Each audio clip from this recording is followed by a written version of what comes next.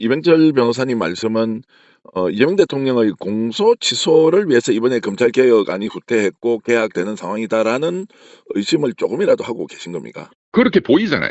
저는 예. 뭐 그 의도에 대해서는 제가 판단할 수가 없고, 드러나는 그 외부의 데이터를 가지고 분석을 하는 방법밖에 없는데, 그렇게 보면 합리적으로 분석을 하면 이제 오차율이 플러스 마이너스 3.3%를 전제하고 그렇게 분석하는 것이 합리적이죠. 자, 그러면 이제 대통령 공소 취소 문제는 실제로 다 허위 조작 날조에 의한 수사, 기소, 재판, 그다음에 유죄, 또 무죄 파기환송, 뭐 또 유죄 파기환송 뭐 이제 이런 것들이 막 뒤섞여 있는데요. 네네. 이 문제는 어떤 식으로든 우리 국민들이 이재명 대통령의 무죄를 알고 있기 때문에 이거 해결을 하긴 해야 되는 거지 않습니까? 검찰 그렇죠. 개혁과 별도로. 그렇죠. 그러면 검찰 개혁은 개혁 방향대로 가고 대통령 공소 취소 문제는 별도로 해결할 수 있는 방법이 과연 있느냐 없느냐라는 질문을 드리면 이거는 이제 결국 과거에 일어났던 검찰의 조작 수사의 피해자들 거를 다 모아서 과거사 진상 규명을 하듯이 하나하나 실체 진실을 밝히고 그렇습니다. 여기에 대해서 정부가 이재명 대통령뿐만이 아니고 수없이 많은 사람들의 그런 것들을 구제해주는 국가기구가 만들어져야 한다. 이제 이런 것이 지금 이병철 그렇습니다. 변호사님의 제가 일관된 일종의 주장이죠. 일관된 주장이다. 예. 그 과거사를 우리가 바로잡기 위한 과거사위원회나 등등이 그 김대중, 노무현, 문재인 정부를 거치면서 거의 이제 많이 이제 그게 해결이 돼 왔는데, 뭐 5.18 그 민주운동도 마찬가지고 여러 가지 과거에 있었던 이제 그런 차원과 거의 어떻게 보면 동등하거나 어떻게 보면 더 많은 검찰의 그런 범죄, 법왜곡적 범죄에 의해서 피해받은 국민들이 지난 70년간 수도 없이 많고, 그렇기 때문에 그런 국가기구가 이 문제에 그런 범죄적 행각이 얼마나 심각했는지를 국민들이 정확히 알면 알수록 검찰의 수사권을 절대로 줘서는 안 되겠구나라는 건 자연스럽게 제도가 만들어지겠죠. 그러니까 저는 선우가 바뀌었다. 앞에 거부터 먼저 진행을 했었어야 되고 지금이라도 해야 되고, 예. 그런데도 이번에 그 보시면 이재명 대통령 한 명의 공소 취소를 위한 모임, 이게 이제 비판받고 하니까 당에서 이제 그 윤석열 정권의 뭐 조작, 뭐 기소 등등 규명을 위한 특별위원회 만들었다. 그런데 거기서도 국정조사를 하겠다. 좋다 뭐 하는데 국정조사에서 조사할 그 사건이 거의 대부분 다 이재명 대통령 사건이에요. 역시 그걸 보고 어느 국민이 이게 정말로 국가를 위한 어떤 일이구나 라고 생각을 하겠냐 이거예요. 그건 역시도 제가 보기에는 너무나 생각이 짧다. 그렇게 보입니다.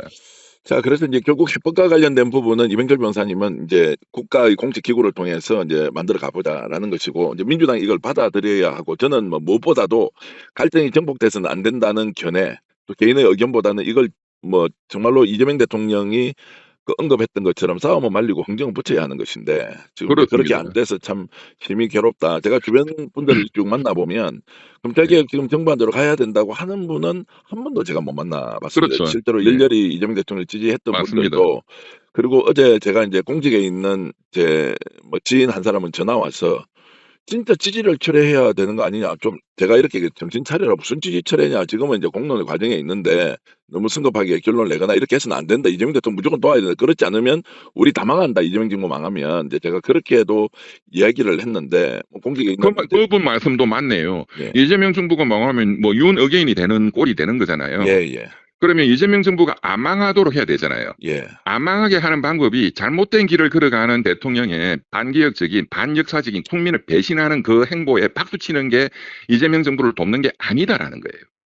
이제 반역사, 반개혁이 아니라 이것이 현실로서 어쩔 수 없이 우리가 국가 기관을 인제 존치시키는 방법이다라고 인제 대통령이 생각하신다는 것이니 뭐 여기에 대해서는 어쨌든 변호사님 말씀 충분히 알겠고, 오늘 인터뷰하면서도 "많은 국민들이 괴롭다." 그러는데 인제 뉴스를 안 보려고 합니다. 그리고 막 싸움에 그리고 막 제가 여기 지쳐 버린 거예요. 예. 꼭 하나 좀 말씀드리고 싶은데, 어떤 언론도 또 이 논의를 안 하던데, 네. 지금 보안 수사권을 또는 보안 수사 요구권을 공소청의 검사한테 줘야 되느냐, 뭐 어느 단계까지 줘야 되느냐, 뭐 이거는 이번 정부안에는 안 나왔지만 네. 최소한 보안 수사 요구권은 준다는 거는 거의 다 일치한 것 같아요. 네네. 직접 수사하는 보안 수사권을 주느냐 아니냐에 의견이 갈리고 있는 것 같아요. 그렇죠? 맞습니다. 맞습니다. 예. 저는 여기에 대해서 근본적으로 이게 잘못됐다고 봅니다. 제가 이것도 작년부터 얘기를 해왔는데, 왜 보안 수사 문제를 검사한테만 맡기냐 이 말이에요. 이 보십시오. 중수청이 수사한 거에 대해서 그 수사가 잘못되는 경우 많습니다. 저도 지금 어제도 경찰이 한 수사가 잘못돼 가지고 또 이의 신청을 또 현재로서는 이제 검찰에 하고. 그런데 경찰이 잘못하는 거는 두 가지가 있어요. 죄가 없는데 죄가 있는 걸로 기소해야 된다. 이렇게 만드는 거. 그 이재명 대통령 사건이죠. 죄가 있는데 김건희 도이치모터스. 죄가 있는데 고소하니까 이 혐의 없다. 이렇게 만드는 거. 이 두 가지잖아요. 그러면 여기에 대해서 다시 재검토해가지고 죄가 있는 김건희 같은 사람은 기소하도록 만들고, 그다음에 죄가 없는 건 이것은 무혐의야, 수사가 잘못돼서, 이렇게 만드는 기구가 왜 검사만 해야 되느냐 이 말이야. 제 얘기는 검사한테는 절대로 그런 걸 줘서는 안 되고 그냥 기소 및 공소 유지만 맡기고, 그런 문제는 국가수사본부가 있잖아요. 기존에 지금 경찰이라는 게 크게 있고, 경찰 안에 이번에 만드는 중수청도 있는 거죠. 경찰 안에 국가수사본부라는 것도 있는 거예요. 국가수사본부가 지난 작년, 재작년 내란 사건을 수사함에 있어서 크게 역할을 잘 했습니다. 그렇기 때문에 국가수사본부가 이의 신청을 받아서 이 중수청의 1차 수사에 대한 보안 수사 요구든 보안 수사든 하도록 제3의 기관이 하도록 견제와 균형을 만들어야 된다. 그리고 이것은 그래 되면 같은 행안부 장관 밑에 너무 거대한 조직들이 있으면 안 되니까 그런 보안 수사를 담당하는 그런 기관은 국무총리실에다가 둔다든가 하면 되는데 왜 굳이 법무부 산하 검사한테 그거를 둬야 되느냐 말아야 되느냐, 그거를 가지고 싸우고 있냐 이 말이에요. 저는 그 근본적으로 이거는 잘못됐다고 봅니다. 알겠습니다. 지금 국민들이 이제 최종 판단을 내리기 전에 우리는 다양한 의견을 그대로 알려드리면서 여러분들의 결정에 도움이 조금 되도록 하고, 가능한 한 이제 제 의견은 국민의 뜻에 따르는 대통령의 결정이 돼야 하고 이것이 법안으로 가야 한다는 것을 좀 명확하게 말씀을 드리겠습니다. 뭐 여러 가지 불편한 중에도 이병철 변호사님 직접 전화 연결해서 의견 말씀해 주시니까 이해가 훨씬 빨랐고, 이럴수록 국민들이 위기 속에 기회를 만들 수 있다라고 하는 대통령의 발언처럼 우리도 이 위기를 좋은 기회로 삼는 그런 계기가 되길 바라겠습니다. 이병철 변호사님 혹시 추가로 하실 말씀 있으면 해주십시오. 예. 짧게 한 말씀 더 드리고 싶은 게 있는데요. 이재명 정권이 성공해야 된다는 그 바람 때문에 제가 걱정돼서 드리는 말씀입니다. 지금 이 검찰 이 문제, 이 극단적으로 대립되는 이 문제와 비슷한 형국이 저는 경제 문제라고 봅니다. 이것만 뭐 해도 엄청난 시간이 필요하겠지만 제가 좀 당부드리고 싶은 것은 지금 우선은 실물 경제가 0% 성장률이다 이런 말씀 많이 드렸고, 지금 코스피가 너무나 걱정스러워요. 막 엄청나게 올랐다가 또 막 급등락을 막 매일같이 반복하고 있죠.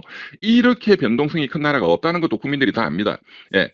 오르는 것이 능사가 아니다. 떨어지는 것도 너무나 또 심하게 떨어진다. 그리고 그 내용에 있어서 굉장히 심각한 B2, 빚을 내가지고 지금 하는 이 경제에 너무나 심각한 이 변동성과 불확실성. 이게 정치, 검찰개혁의 불확실성 못지않게 이게 굉장히 심각한 거거든요. 이게 잘못된 방향으로 이렇게 흐르게 되면은, 어마어마한 문제가 터질 겁니다. 이것도 너무나 극단적인 지금 차원에서 코스피라는 게 막 국민들은 그냥 막 빚내가지고 쏠려 들어가고 있고, 그리고 외부적 충격 때문에 매일매일 같이 그냥 천당과 지옥을 오가는, 이것은 너무나 심각하다. 이것을 안정시키는 정부의 역할이 너무나 중요한데, 정부는 오히려 자꾸 그냥 부양시키는 걸 유지하려고 하는, 그래서 좀 근본적으로 이 경제를 보는 시각도 정말로 국익이 뭔지를 제대로 좀 바라보고 정책 당국자들이 경제를 경영해 나가야 된다. 이런 말씀을 꼭 드리고 싶습니다.